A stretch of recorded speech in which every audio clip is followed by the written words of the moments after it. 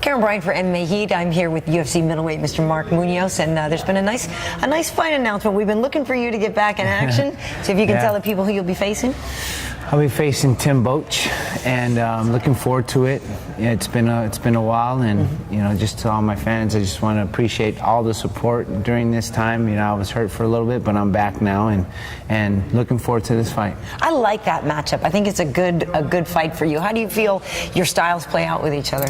I think it's a very good matchup. You know, with Tim, he's going to want to match strength for strength, and he's got those little kicks every now and then, but he likes to take people down and be on top of people as well. You know, so I love that too. I love to bring it to people. I love to, you know, exchange and be in the heat of the battle, and he does too. And so it's going to be a great fight. And we know you have some opponents in common. And the one I think of is Yushin, where he was being beaten and you know came back there. Yep. And I know just the other day Yushin had another fight, and I'm just curious how you're feeling about knowing that you guys have some of the same opponents, and what happened with you and what happened with him. And you know, we do have similar opponents, and you know, with Yushin, he was very kind of like just keeping his distance, didn't want to close the gap at all. He was just keeping it, and I was wanting to close the gap, and I was like trying to get it as much as possible. I was like so tunnel vision back then. That was like 2 years ago. So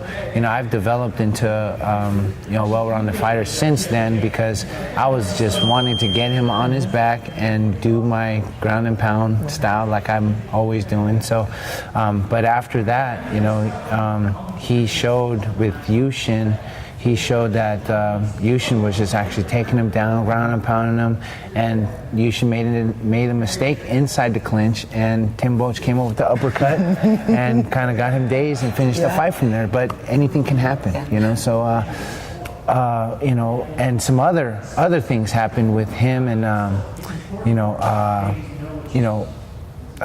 sorry. Well, I know Hector Lombard wanted to fight you. That's right. That's right. But now he's moved on to Michael Bisping. I know.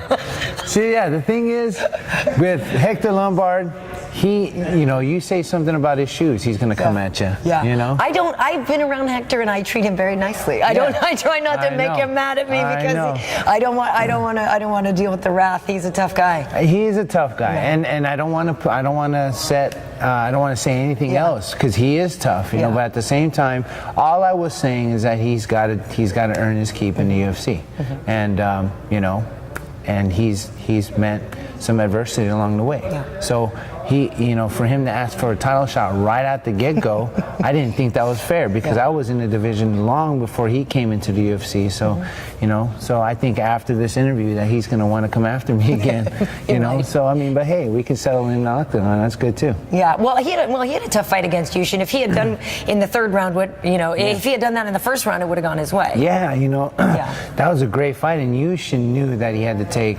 Lombard down, because had Lombard defended the takedown and was able to keep it close, like he likes to keep it close, and throw those hooks like he can, he was going to win the fight. So Yushin knew that anytime he closed the gap, that he had to take him down, and that's what Yushin did. Yeah. I want to just ask how you're doing. It's been a while. When was the Weidman fight? Was that July? Was it July? Right. Yeah. So let's talk about that. I mean, everybody's hyping up Chris and the fact that he, may be fighting Anderson, and they're kind of putting him up as the next big thing. And this is somebody that you fought, and I know going into that fight you weren't 100%. And how hard did you take that, though? That was rough, yeah. It was rough. I wear my heart on my sleeve. With that fight, after I had to back out against Chael Sonnen, that was my big time to, get the #1 contender and be able to fight for a title. And if whoever knows me, I wear my heart on my sleeve. Like, I put myself out there, and when I had to back out, it put a big dent in my armor. And then I rushed back into fighting against Chris Weidman, and in the process, I ended up breaking my fifth metatarsal, my fourth metatarsal, and so it was broken, and I fought that fight with a broken foot. And so, not to put anything past or anything anything bad to say about Chris Weidman, but you know, it was hard for me to actually bounce around like I usually do, and I couldn't even cut weight the way I wanted to because I couldn't run, and it was hurting, and I kept taping my foot to kind of just numb the pain.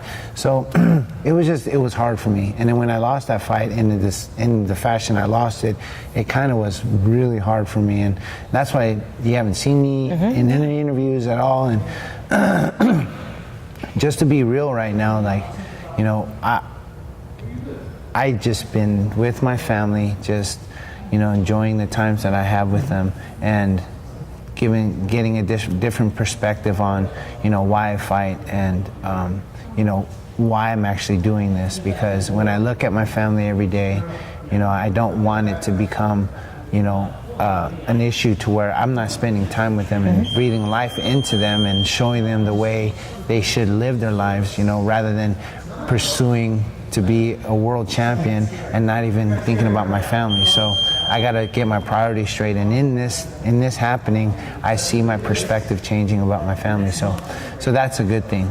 So, but now I'm back, and now I can balance my life, and you know, you can definitely, it's about time management and prioritizing you got to prioritize your time to give time to your family, give time to your training. So definitely doing that, reading books, educating myself about that, and you know, but I'm back now, and I'm excited because, you know, I had to go there to be able to see where I need to be now. And I think a lot of people have to go through those type of adversities to be able to, you know, rise above them and see where they were, and then because of that adversity makes them stronger. So I just want to say that, you know, because, you know, adversity is the dust that polishes the diamond, and a lot of people need those type of adversities to prove to themselves that they can definitely do what they want to achieve in life.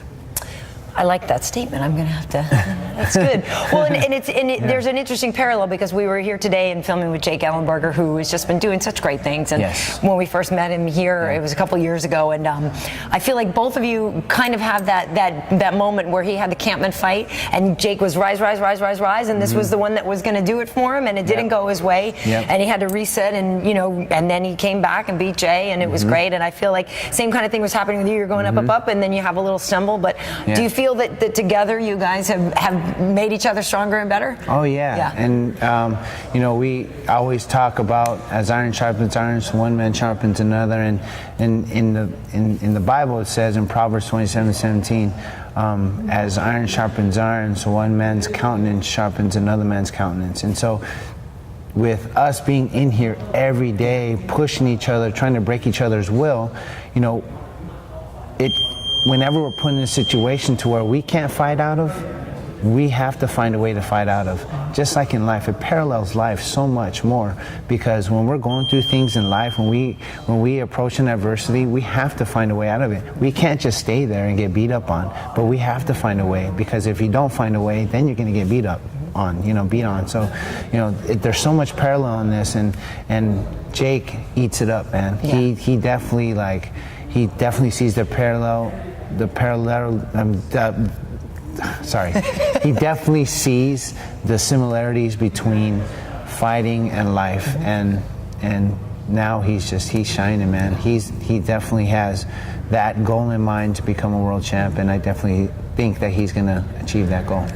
And speaking of world champ, last thing I want to get to here, we featured you. You did such a great job in our Anderson Silva party club. Oh yeah. Because I couldn't be there that day, and you were like, "It's a great party." It's awesome. That was great. Yep. I love it. That's right. But you know, Anderson Silva is, you know. Yeah. He is what he is. He's awesome. But I want to talk about the fact that he knows that you're the man to come to for wrestling, right? I mean, do you think you guys will work together? Because you have worked together in the past, right? Yes, we've worked together. I worked with him with Chael, although he didn't show it in that fight. But he had some adversity in that fight that he had to overcome. But yeah, you know, I've worked with him in the past, and I went to the grand opening, and he said he would love to work with me again. And you know, that's a friendship that, you know, that we'll always have. And you know, we've trained together so much, we hung out together so much that we created a bond together. And I definitely don't want to lose that bond with him, because so much more than just fighting, he's a great person, and he treats people with respect.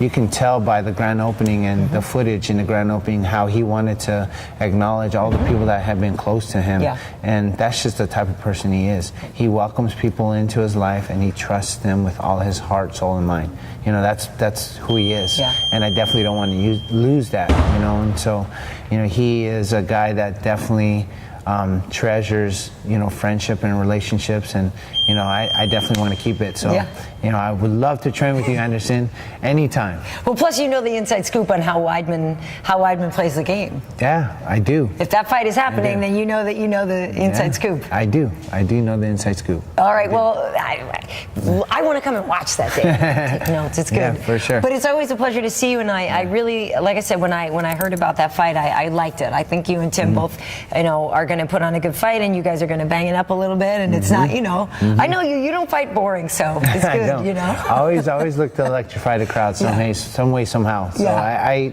you know, I don't go out there just to score points. Right. I go out there to finish fights. Nice. All right, Mark. Well, thanks. It's great seeing you again. Always good seeing you guys.